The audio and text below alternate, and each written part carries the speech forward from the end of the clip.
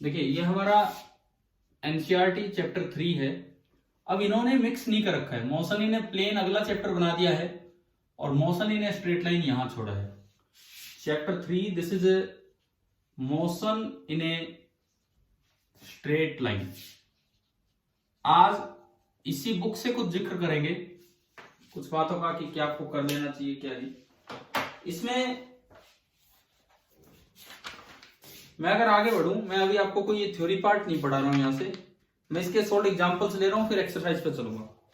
Example जो 3.1 है आप खुद कर सकते हैं, पेज नंबर 43 पे है, ये डिस्टेंस डिस्प्लेसमेंट पे है।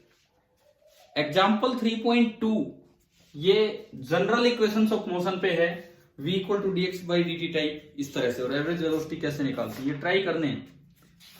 उसके बाद example number 3.3 obtain the equations of motion for constant acceleration using method of calculus. क्या मैंने आपको कैलकुलस से भी और ग्राफिकल मेथड से दोनों तरीके से निकलवा दिया है equation of motion of uniformly accelerated motion, करवा दिया ना ये, ठीक है। उसके बाद है example number 4, a ball is thrown vertically upward. ये बिल्कुल उस पर बेस्ड है जो हमने मोशन अंडर ग्रेविटी का एक केस लिया था, केस सेकंड, तो आप ये ट्राई करेंगे।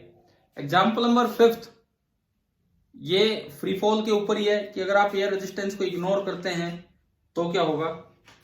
अभी एयर रेजिस्टेंस कंसीडर करवा के भी मैं करवाऊंगा आपको, देखना अभी एक केस आज की क्लास में। Example 6 Galileo's law of odd numbers. एक बार ये सुन लो क्या है। एग्जांपल नंबर जो आपका 6 है, दिस इज द एग्जांपल 3.6। आपको याद है कि आपका संडे नहीं मंडे को टेस्ट है 1D मोशन का, ठीक है, अच्छे से उससे पहले तैयारी कर दीजिए और मंडे को फिर शाम को आपको टेस्ट देना है। एग्जाम्पल 3.6 देखो, Galileo's law of odd numbers. देखो गैलीलियो ने मेजरमेंट की एक नई स्टाइल स्टार्ट कर दी थी फिजिक्स में, तो उन्होंने कुछ अजीब से लॉ दिए। उस समय वो बड़े अच्छे लॉ लगते थे, आज तो नॉर्मल सी बात लगती है। Galileo's law of odd number क्या कहता है कि अगर एक बॉडी फ्रीली फॉल कर रही है तो इक्वल इंटरवल ऑफ टाइम में, जैसे पहले 1 सेकंड, फिर दूसरे सेकंड, फिर तीसरे सेकंड में वो जो डिस्टेंसेस कवर करेगी वो डिस्टेंस 1:3:5:7 रेशियो में चलेगा। अगर आपने किसी चीज को यहां से ड्रॉप किया, क्या आपको याद है हमने काइनेमेटिक्स की शुरुआती लेक्चर, बिल्कुल फर्स्ट लेक्चर गैलीलियो के ऊपर दिया था। तो उसमें वो उसका एक्सपेरिमेंट, उसने अपनी पल्स से टाइम मेजरमेंट किया एंड देन डिस्टेंस मार्किंग करके मेजरमेंट किया, तो वहीं से इसी तरह का ये रूल बना। इवन आप उस पर छोड़ो, आप फ्री फॉल करवाते हो तो मान लो t इक्वल टू 0 पे इसने थ्रो किया, पहली सेकंड में डिस्टेंस चला s फर्स्ट, यहां तक आया। दूसरी सेकंड में डिस्टेंस चला s सेकंड, तीसरी सेकंड में डिस्टेंस चल रहा है नीचे तक s थर्ड। यहां पे टाइम हो गया 1 सेकंड, यहां पे टाइम हो गया 2 सेकंड, यहां पे टाइम हो गया 3 सेकंड। अब बताओ यहां ये S1 S2 S3 ये निकालने के लिए कौन सा फॉर्मूला यूज करना चाहिए, ut plus half at square या u plus a/2 into 2n-1, कौन सा? एक्सेलरेशन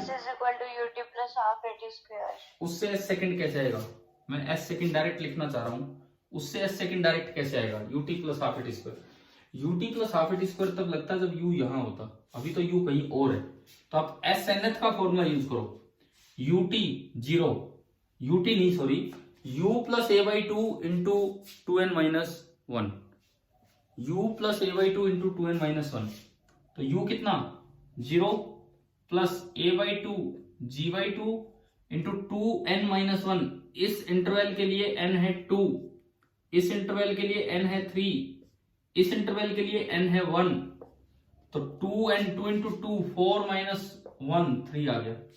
अगर आप ये लिखें u plus a/2 into 2n-1, 2 into 3 6-1 5। अगर आप ये लिखें u plus a/2 into 2n-1, तो 2 इंटू 1 1 ना 2-1 1 हो गया। अच्छा, ये जब आप यहां करते पहली बार में, क्योंकि आपको u यहां पता है तो हाफ एट स्क्वायर भी लिख सकते थे, आप इसको तो दोनों मेथड से ला सकते थे, u plus a by 2 into 2n minus 1 से भी, या फिर ut plus half at square से भी, क्योंकि u यहीं पे है।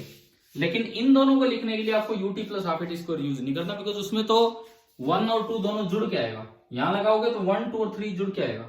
तो अभी बताओ क्या ये अलग अलग लिखना आ गया आपको, s first, s second, s third. अब अगर मैं इसका रेशियो लू s first is to s second is to s third, zero तो हटाओ, g बाई 2 कट जाएगा, तो ये रेशियो क्या आ रहा है, 1:3:5। ये आपका रेशियो है। इसे बोलते थे Galileo's law of odd numbers. क्या समझ में आ गया Galileo's law of odd number क्या था? ठीक है। अगला एग्जाम्पल है स्टॉपिंग डिस्टेंस ऑफ व्हीकल्स। अगला एग्जाम्पल है स्टॉपिंग डिस्टेंस ऑफ व्हीकल्स। वो हम कल सीख चुके। रिएक्शन टाइम के बाद हमने स्टॉपिंग डिस्टेंस निकाली थी, जिसको हमने ब्रेकिंग डिस्टेंस भी बोल दिया था, और फिर पूरा ऐड करके टोटल स्टॉपिंग डिस्टेंस ही निकाल दिया। ठीक है। Example 3.8, this is on reaction time. हमने गाड़ी का एग्जाम्पल लिया, ये कुछ और दे रहा है एग्जाम्पल।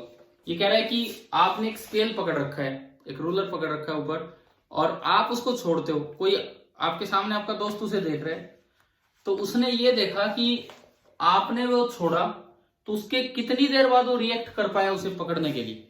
तो इस पे बेस्ड है ये एग्जाम्पल 3.8 रिएक्शन टाइम पे। ये आप करेंगे ट्राई। और उसके बाद स्टार्ट हो रहा है रिलेटिव वेलोसिटी, जो हम आज की क्लास में अभी पढ़ रहे होंगे। 1D मोशन में रिलेटिव वेलोसिटी का कॉन्सेप्ट अभी हम सीख रहे होंगे। पहले मैं एक बार आपको वो बता दूं, अब मुझे दो ही काम करवाने हैं इस क्लास में।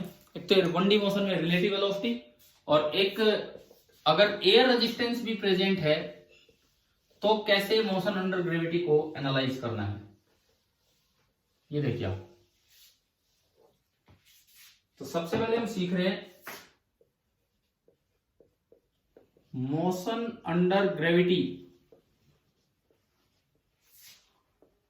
Motion under gravity with the presence of motion under gravity with the presence of air resistance।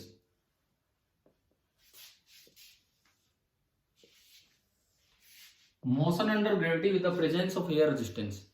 देखते हैं इसमें क्या होगा। देखिए, सपोज मैंने किसी चीज को, मैं केस सेकेंड लेता हूं। अच्छा ये बताओ, एयर रेजिस्टेंस तभी होता है जब हवा चल रही हो, या हवा ना चल रही हो तब भी एयर रेजिस्टेंस होता है? सर ना चल रही हो तो दोनों टाइम होता है। दोनों टाइम होता है। आप हवा नहीं चल रही, आप भागना स्टार्ट करो, आपको क्या लगेगा, हवा किधर धक्का मार रही है? आप भागना स्टार्ट करो, आपको लगेगा कि हवा अपोजिट डायरेक्शन में धक्का मारे। बड़ा क्लियरली देखना हो, मुंह पे कोई भी पॉलिथीन टाइप लगा लो, अगर बिल्कुल ही ऑब्जर्व करनी है ना ये चीज, मुंह पे एक थैली लगा लो और फिर भागना स्टार्ट करो, तो कितना फर फर इस तरह से करता हो जाएगा, वो पता लग ही जाएगा। जबकि हवा नहीं चल रही है तो एयर रेजिस्टेंस तो हमेशा होगा। अगर एयर है वहां, विंड की मैं बात नहीं कर रहा हूं, एयर है वहां तो एयर रेजिस्टेंस होगा। एयर रेजिस्टेंस हमेशा किधर लगता है? आपके मोशन के अपोजिट डायरेक्शन में। जैसे सपोज कीजिए हमें बोला गया कि भाई acceleration due to gravity, acceleration due to gravity तो है g, लेकिन acceleration due to air resistance, retardation होगा, वो अपोजिट डायरेक्शन में होगा, लेकिन आप उसे एक्सेलरेशन बोल सकते हैं। वो मान लिया हमने a नॉट। सपोज कीजिए किसी सिचुएशन में ये दिया गया है कि एक्सेलरेशन ड्यू टू ग्रेविटी तो g है and acceleration due to air resistance है a नॉट। मैंने ऑब्जेक्ट को थ्रो किया। अगर मैं वैक्यूम में थ्रो करता, वैक्यूम की स्पेलिंग याद करना भाई, VACWM होता है, और ज्यादातर बच्चे VACC लगा के आ जाते हैं, गलत ना लिखें। अगर आप वैक्यूम में थ्रो करते तो केवल एयर ग्रेविटी रहती। तो कल हमने पढ़ा था कि वैक्यूम में अगर आप थ्रो करते हैं तो टाइम ऑफ एसेंट निकल के आया था हमारा U/G। ध्यान है टाइम ऑफ एसेंट, अगर मैंने U से थ्रो किया या U नॉट से थ्रो किया तो टाइम ऑफ एसेंट आया था U0/G। टाइम ऑफ डिसेंट मैंने आपके लिए पूरा निकालने के लिए छोड़ा था, मैंने कहा था उस दिन की h की वैल्यू पुट करो। तो अगर आप टाइम ऑफ डिसेंट देखोगे, बस यहां से चला और नीचे आया, तो वो भी कितना आएगा यू नॉट बाई जी। ये किया ना आप लोगों ने, खुद किया हुआ है एच की वैल्यू पुट करके उसमें। तो अगर वैक्यूम है तो T A is to T D, time of ascent is to time of descent कितना आ रहा है अगर वैक्यूम है तो 1:1। अगर वैक्यूम है तो ये टाइम का रेशियो सेम रहेगा, जितना जाने में टाइम लगा उतना ही आने में। लेकिन हम बात कर रहे हैं एयर रेजिस्टेंस की। अब आप एक चीज सोच के बताओ, जब आप ऊपर जा रहे हो तो ग्रेविटी किधर लग रहा है बताओ, ग्रेविटी की एक्सेलरेशन किधर है? नीचे। वो अपोज कर रही है, वो अपोज कर रही है आपके मोशन को। जब आप ऊपर जाओगे तो एयर का रेजिस्टेंस फोर्स किधर लगेगा, एयर की एक्सेलरेशन किधर आएगी एयर की वजह से? नीचे। वो आपके मोशन के अपोजिट रहेगी, वो भी नीचे। तो जब आप ऊपर जा रहे हो तो दोनों आपको अपोज कर रहे हैं, जब आप ऊपर जा रहे हो तो दोनों आपको अपोज कर रहे हैं। तो आप जल्दी रुकोगे देर में रुकोगे बताओ? जल्दी। जब आप ऊपर जा रहे हो तो दोनों आपको अपोज कर रहे हैं तो जल्दी रोक देंगे। यानी कि अगर एयर रेजिस्टेंस होगा तो आप रुकोगे जल्दी, जबकि नीचे आते वक्त दोनों नीचे नहीं है। अगर ऊपर जाते वक्त दोनों नीचे हैं और नीचे आते वक्त भी दोनों नीचे होते तो आपको बिल्कुल बराबर टाइम लगता 1:1 रेशियो। नीचे आते वक्त ग्रेविटी की एक्सेलरेशन किधर होगी? नीचे। लेकिन एयर रेजिस्टेंस किधर होगा? ऊपर। मोशन क्या होगा? तो वहां पे क्या होगा कि एयर अगर है तो टाइम ऑफ असेंट कम लगेगा एंड टाइम ऑफ डिसेंट ज्यादा लगेगा, and T A by T D this will be less than 1। ऐसे केस में ये रेशियो 1 से कम होगा। अब मैं वैक्यूम वाला केस हटा के एयर रेजिस्टेंस वाला केस स्टार्ट कर रहा हूं, ये हम देखेंगे। वैक्यूम वाला केस हटा के एयर रेजिस्टेंस वाला केस हम देख रहे हैं। देखो सपोज वो एक्सेलरेशंस मैंने उधर लिखी हुई, मैंने किसी ऑब्जेक्ट को ऊपर थ्रो किया विद स्पीड यू नॉट और ये रुका यहां जाके। मैं कहता हूं कि एच हाइट पे जाके रुक गया, स्पीड है 0। तो पहले मैं निकालूं टाइम ऑफ एसेंट कितना हुआ, टाइम ऑफ एसेंट कितना लगा इसे। अपना वही काम करना है, एक डायरेक्शन को पॉजिटिव मान लो। बताओ कौन सी डायरेक्शन पॉजिटिव माननी है? चलो ठीक है, क्योंकि ऊपर जा रहा है मैंने ऊपर मान लिया।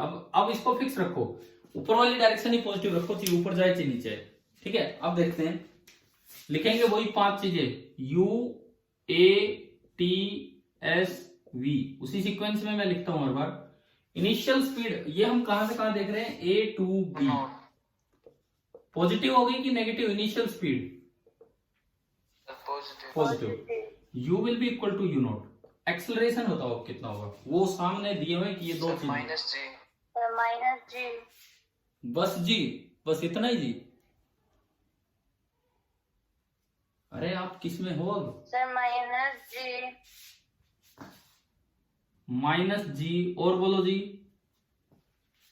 सर इसमें माइनस बार ले लेंगे और जी प्लस ये acceleration due to air resistance भी आएगा ये नोट। भाई दोनों एक्सेलरेशन नीचे है ना। जब आप ऊपर जा रहे हो ग्रेविटी की एक्सेलरेशन तो नीचे होगी, लेकिन जब आप ऊपर जा रहे हो तो जो एयर रेजिस्टेंस वाली एक्सेलरेशन है वो भी तो नीचे ही होगी। तो इसका मतलब जो एक्सेलरेशन होगी जी प्लस ए नोट है। लेकिन आपने कौन सी डायरेक्शन पॉजिटिव मान रखी है? ऊपर वाली। और नीचे ये एक्सेलरेशन है नीचे, तो ए ये लिखा जाएगा। बताइए क्या ये समझ में आ गया कि नहीं? ठीक है। टाइम मैंने बोला कि टाइम ऑफ एसेंट है टी ए, डिस्प्लेसमेंट एच क्योंकि ऊपर गया है एच, फाइनल वेलोसिटी कितनी? 0। एक्सेलरेशन कांस्टेंट है, ये आप मान के चलो, एयर रेजिस्टेंस का भी कांस्टेंट है, ये हम एज्यूम करके चलेंगे। तो इनकी वजह से, इन कांस्टेंट एक्सेलरेशंस की वजह से अब हम निकालते हैं कि हमारी जो इक्वेशन ऑफ मोशन बनेगी वो इसको देखते हुए मुझे एक तो टी निकालना है और एक एच निकालना पड़ेगा। टी इसलिए निकालना है क्योंकि टाइम का तो रेशियो चाहिए हमें, और एच इसलिए ताकि अगली बार पता रहे कि कितना चल क्या है।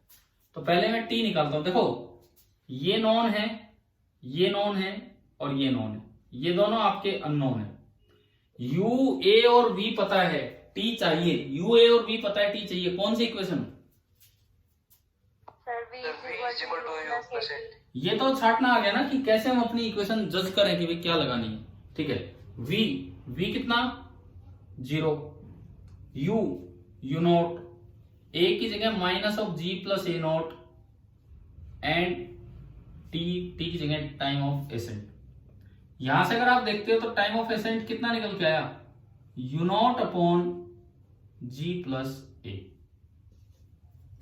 चलो ये बताओ, एक काम तो हो गया, टाइम ऑफ एसेंट हमारा निकल के आ गया u naught upon g plus a. Clear? ठीक है। अब आप बताओ कि u पता है, a पता है और v पता है, t को छोड़ो, t तो हमने निकाले बाई चांस। अब मुझे s निकालना है, u, a और v पता है और s निकालना है। कौन सी equation? Sir v square minus u square is equal to 2as। v square minus u square is equal to 2as। लो जी वैल्यू पुट करते हैं, v 0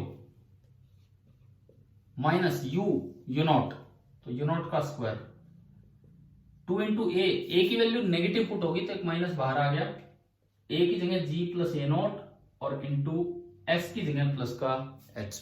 ये इक्वेशन मैंने कैसे लिखी समझ में आ गई होगी।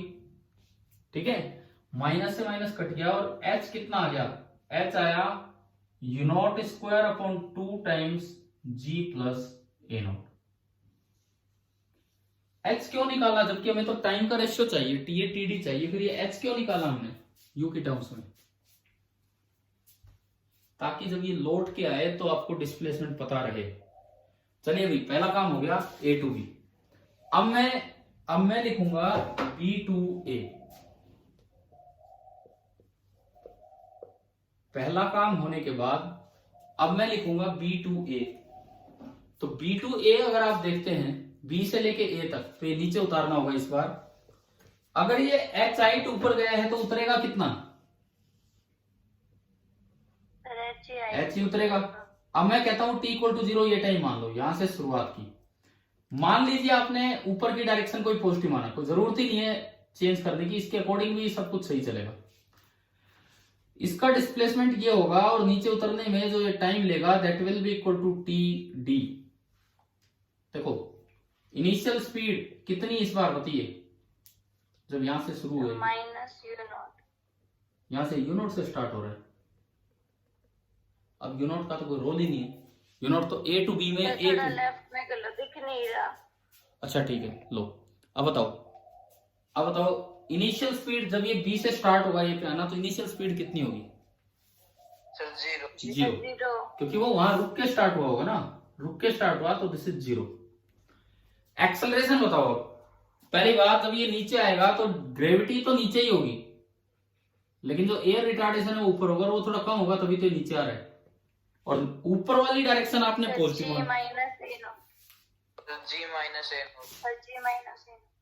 जी माइनस ए नॉट, लेकिन जी माइनस ए नॉट की डायरेक्शन कौन सी है भाई? इन दोनों में अगर जी बड़ा है तो जी माइनस ए नॉट हो गया। जी माइनस ए नॉट की डायरेक्शन नीचे है कि ऊपर है, देख के बताओ। नीचे। और हमने कौन सी डायरेक्शन को पॉजिटिव माना है? ऊपर। तो जी माइनस ए नॉट तो होगा, परंतु बाहर क्या लगाना पड़ेगा, एक माइनस साइन। क्या ये समझ में आ गया कि नहीं एक्सेलरेशन कैसे लिखी है? No sir. आप इसको छोड़ो थोड़ी देर, पहले ये बताओ, इसमें दो एक्सेलरेशन होंगी, ड्यू टू ग्रेविटी नीचे, परंतु मोशन नीचे हो रहा है तो एयर रेजिस्टेंस की ऊपर, दो होगी। जी बड़ा होगा तभी ये नीचे उतरा होगा, इसमें जी बड़ा होगा ए नोट से, इसीलिए जो नेट एक्सेलरेशन है वो नीचे होगी और कितनी होगी, जी माइनस ए नोट। ठीक है, आप कौन सी डायरेक्शन को पॉजिटिव मान के चल रहे हैं इस सारे केस में? सर ऊपर नीचे ऊपर, हमने ऊपर वाली मानी थी अभी पिछले केस में भी। डायरेक्शन पॉजिटिव जो आपने एज्यूम कर रखी है ऊपर वाली कर रखी है, अभी पिछले केस में भी तो किया था ये। नीचे की मैंने कब कहा, नीचे की तो नहीं कहा।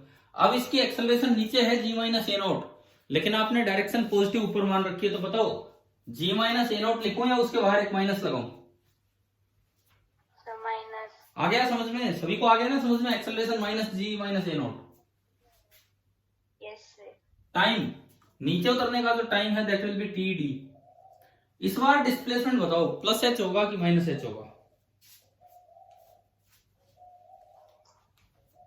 माइनस। ये यहां से यहां डिस्प्लेसमेंट हुआ नीचे, और आपने डायरेक्शन मान रखी ऊपर पॉजिटिव, तो डिस्प्लेसमेंट कितना लिखा जाना चाहिए, माइनस एच।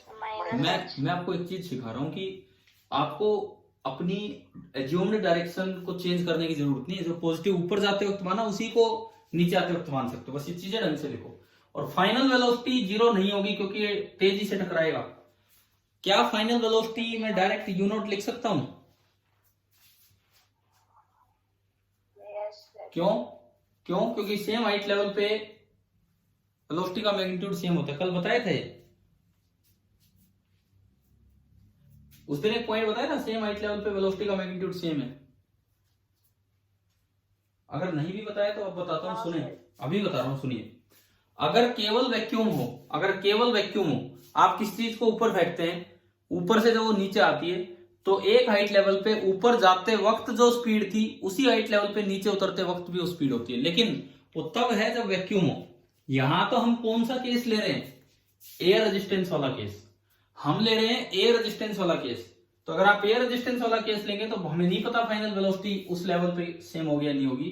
तो मैंने माना कि टकराते समय इसकी स्पीड है वी नॉट, टकराते समय इसकी स्पीड है वी नॉट। तो वेलोसिटी बताओ कितने लिखे, वी नॉट की minus v naught? Minus v naught. हाँ, क्योंकि ऊपर वाली डायरेक्शन पॉजिटिव है तो ये माइनस वी नॉट। ये सारी चीजें आपने लिख ली। अब देखो क्या क्या नॉन है वो पता करते हैं। ये पता है, एक्सेलरेशन पता है, टी नहीं पता, एच पता है, एच आप पिछली बार ला चुके, और ये नहीं पता पर इसका कुछ करना भी नहीं है हमें। ये नहीं पता और इसका कुछ करना, हम टाइम का रेशियो निकालना चाह रहे थे। अब आप इसको देखो, यहां तक देखो, एस पता है, यू पता है, ये पता है, टी निकालना है। कौन सी इक्वेशन का मैं यूज करूं? S is equal to ut plus half at square. S is equal to u t plus half at square. मैं इसको मिटा के इधर लिखता हूं क्योंकि वो चीजें तो यूज होंगी। S is equal to u t plus half at square equation आपने लगाई इस केस में B2A में, u t plus half at square. U t कितना, यू कितना है इस बार? 0। तो यू टी आपका हो गया 0। अब भाई वो मैसेज आ चुका है, 10 मिनट बचे हैं। देखिए आप स्टार्ट पूरा करते हैं इसे। यू टी का u 0 हो गया। बाकी वैल्यूज पुट करें विद साइन। s की जगह क्या पुट होगा? Minus h is equal to half into a की जगह क्या पुट होगा? माइनस तो मैंने यहां लगा दिया, g माइनस ए नॉट और इंटू टी नॉट स्क्वायर। आ गया समझ में? ठीक है। अब यहां से मैं अगर टी नॉट निकालूं तो टी नॉट कितना आया? 2h upon g minus a का under root, g minus a naught का अंडर रूट। हाँ जी भाई बताओ, ये इतना आ गया समझ में? 2h upon g minus a naught का अंडर रूट, टी नॉट आ गया, टी डी आ गया, टी नॉट लिख दिया मैंने गलती से, टी डी है। टाइम ऑफ डिसेंट आपका ये निकल के आया। क्लियर हो रहा है कि नहीं? यहां से माइनस कटा, 2h अपॉन ये गया और अंडर रूट। ठीक है। h की वैल्यू है हमारे पास। h की वैल्यू पिछली बार निकाली थी, कितनी थी? U naught square upon 2 times g plus a naught. इसमें पुट करते हैं h की वैल्यू, इसमें पुट की तो t d is equal to under root of 2 times, h उधर लिखा हुआ है बोर्ड पे, यू नॉट स्क्वायर अपॉन एक 2 नीचे आएगा उसमें h में, जी प्लस ए नॉट आएगा और एक अंदर पहले से ही बैठा हुआ है जी माइनस ए नॉट। 2 से 2 कैंसिल हो गया। आया ये स्टेप? आया समझ में क्या किया है मैंने? Yes sir. ठीक है। यू नॉट बाहर आया तो t d is equal to u naught बाहर आया और अंडर रूट के अंदर बचा 1 upon g plus a naught into g minus a naught, ये बचा। और टी ए वहां निकला पड़ा है इक्वेशन नंबर 1 में, ये इक्वेशन नंबर 2। अब मुझे T a upon t D निकालना है, रेशियो निकालना है, T a upon t D निकालना है।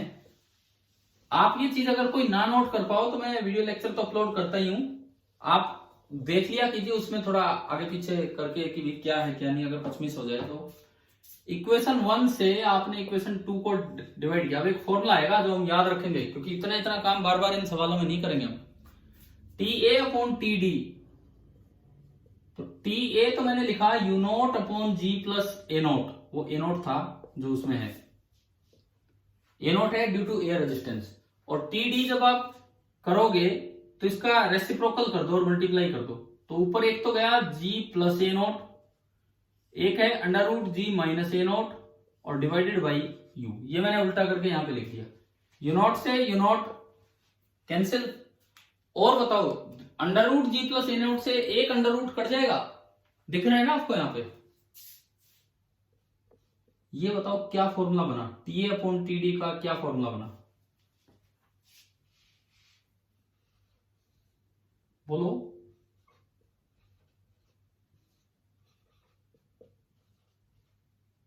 हाँ जी बोलिए, प्लस ए नॉट। ये आ गया समझ में फॉर्मूला। और Yes, sir. क्योंकि ऊपर माइनस आ रहा है इसलिए टी ए कम है टी डी से, न्यूमरेटर छोटा है डिनोमिनेटर से। बाकी मैं कहूंगा कि आप ये फॉर्मूला याद रखें, क्योंकि बार बार इतना काम करने में टाइम लगता है। ऑब्जेक्टिव क्वेश्चंस आते हैं, अगर एयर रेजिस्टेंस नहीं दिया तो टी ए और टी डी का रेशियो बराबर होता है 1:1। ए नोट हट जाएगा, कोई दिक्कत नहीं है, 0-0 हो गया ए नोट और जी बाई जी 1। अगर आपको जैसे क्वेश्चन दिया जाए कि जी को 10 ले लो, सपोज कीजिए क्वेश्चन आ जाए जी को 10 मीटर पर सेकंड स्क्वायर ले लो, और बोला गया जब ये पार्टिकल ऊपर जाता है और नीचे जाता है तो नीचे आता है, तो जो एयर रेजिस्टेंस है, सपोज एयर रेजिस्टेंस आपको दी है 2 मीटर पर सेकंड स्क्वायर। अब पूछा जाए time of ascent upon time of descent, तो क्या डायरेक्ट आंसर आ रहा है हमारे यहाँ पे, बताओ यस सर। कितना होगा, आंसर बोलिए। अगर इस केस में मुझसे time of ascent upon time of descent पूछा जाए तो क्या आंसर होगा? √2/√3 means whole √2/3। Under root of g minus a naught 10 minus 2 8 g plus a naught 12, 4 से कटा तो 2/3, यानी कि रेशियो आ गया √2:√3।